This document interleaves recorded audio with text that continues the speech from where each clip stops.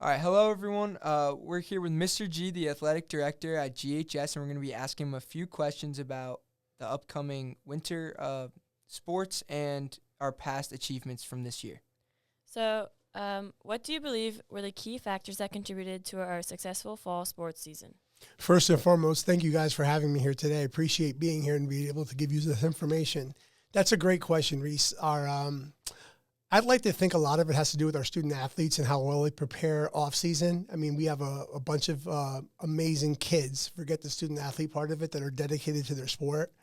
And their hard work off the season definitely showed through. As you guys may be aware, I like to drive around in my little golf cart to all the practices, and just seeing how the effort they put in.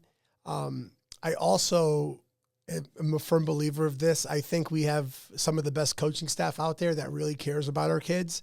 And without the collaboration of the kids working hard and being dedicated and our coaches focused on giving them the best experience possible, I think that combination together is what contributed to a really great, successful fall season this year. Okay. In what ways did you notice improvement in the development of our student athletes this fall? It looked like from the very beginning, they were just more focused. This was one of probably the best year when it came to pre-registrations. So talking about the administrative end of it, I didn't have a lot of last minute people coming to get into the fall sports to register because they were determined to do it by the deadline.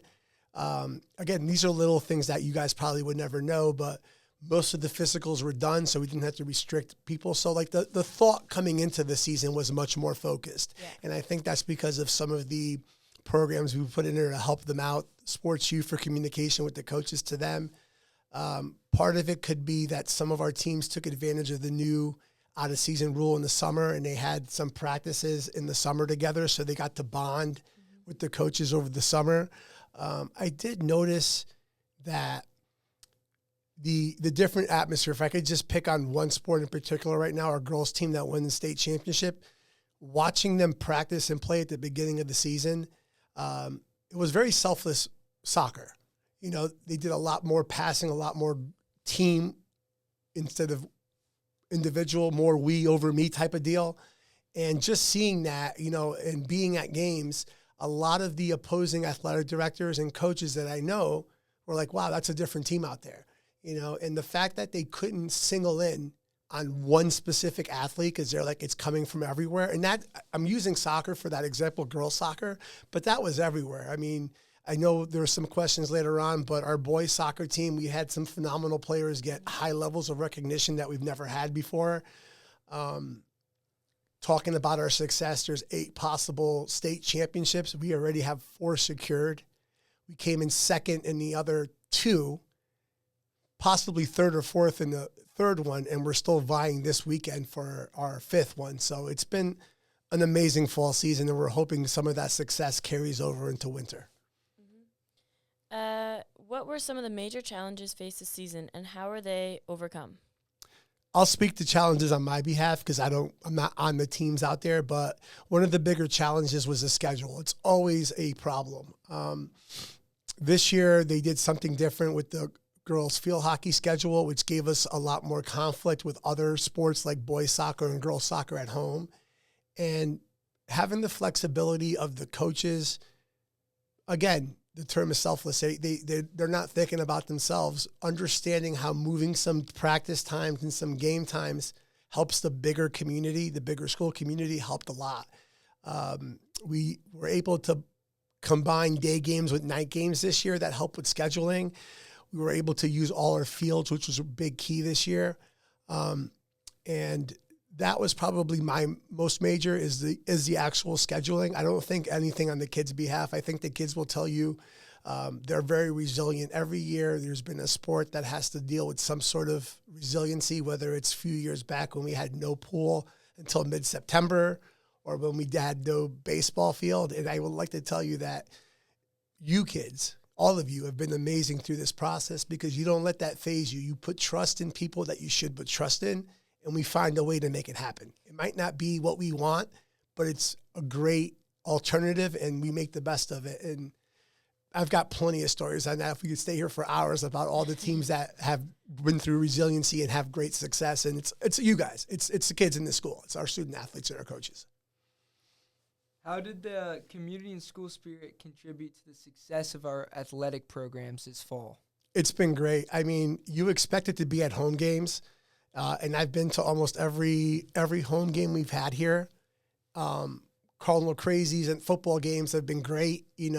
Great themes, working really close with them and Miss Foster to make sure that we have the turnout. More importantly, our parents. I mean, far games that we've had to go to, they were there.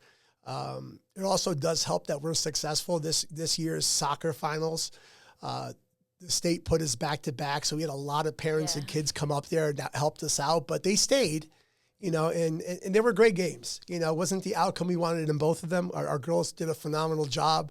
The boys take nothing away from their season. That program is going, and sometimes it's just the way the ball floats in, 1 or 2 goals, just the matchup on that day. But the community has backed up really well. Some of the local community has given us support in helping us, get equipment out there. I don't know if you guys noticed, we have new scoreboards on every field that are operational. So this spring, no matter what field you're on, you could use that scoreboard for practice or for games. And it gives our students a sense of pride that they're not on the field that hasn't scoreboard that doesn't work, or they're not an afterthought. All our fields are amazing. That field 3 that we use for sub-varsity and rollover for varsity games will be a varsity field at any other school. So we do have great facilities. And what are your goals for the upcoming sports seasons, and how do you plan to maintain or improve upon this season's success? Well, we're always looking to improve on operations. So at the end of every season, I meet with all my coaches. We talk about what went well, not just in their sport, but in our office. Me and Miss Stevens are the 2 in there that are the hub of making it all work. We do have a lot of other factors. We couldn't do it without transportation downtown, without our facilities here. Like everyone plays a role in it. But we're looking to improve the process. We've seen improvement with registration already, a couple of years in with Final Forms. We've seen improvement with communication with Sports-U. Success is how you look at it. My biggest goal is I can't guarantee every one of our teams a state championship. No one can, right? It doesn't mean that you're not going to get anything out of sports. So I'm looking for all our players to become really good self-advocates. And I meet with them whenever they want to. We discuss a lot of topics. And to improve on that, as long as all our student athletes are able to communicate well, self-advocate for themselves and their teammates, that's success to me. And I'm hoping that the success of the fall, especially after this Saturday when we could add that 5th title, and just the hype of how everyone's doing around us is contagious. And we're hoping to have the Cardinal Crazies as well as the community come to not just some of the games, but all the basketball games, boys and girls. Our girls team last year for basketball did amazing, 1 loss in the regular season. We had a really great season, and we're looking to build on that. It's always easier when we have you guys in the community come and support. And anything that we could do to do that, whether it's hosting youth nights or, having special events going on, we're willing to do to improve that. Yeah, and we just have one last question for you. Could you highlight any particular athletes or teams that received special recognition or awards this season? That's really a great question. There's multiple people, and I'd be more than happy to give you guys a list. Off the top of my head, I know we've had a few boys soccer players reach elite status levels and welcome to U.S. national teams and stuff like that, get recognition. Our swimming and diving team, and we have so many girls from that team that have made All-State. We've had a couple of our volleyball kids made All-State. This was a year that it's hard to remember it all because there were so many. I kept getting those emails, and I think we've had at least 1 to multiple players on every one of our teams, whether it's boys cross country doing what they did this year, girls swim winning all 3 again. And, they have the most adversity so far this year because of the situation going on with the pool, and they're making the best of it. You never hear them complain. Those coaches are doing an amazing job on all those teams, but there's multiple ones, and this year has been a great year. I'm looking to compile a list so people could see it, but without insulting anyone and just mentioning some names, every sport has had it, and I'm looking forward for the winter too as well. Thank you so much for talking to us. Yep. Thank you guys for having me, and I'll be back whenever you guys invite me. Thank you. Have a great day. Thank you. You too.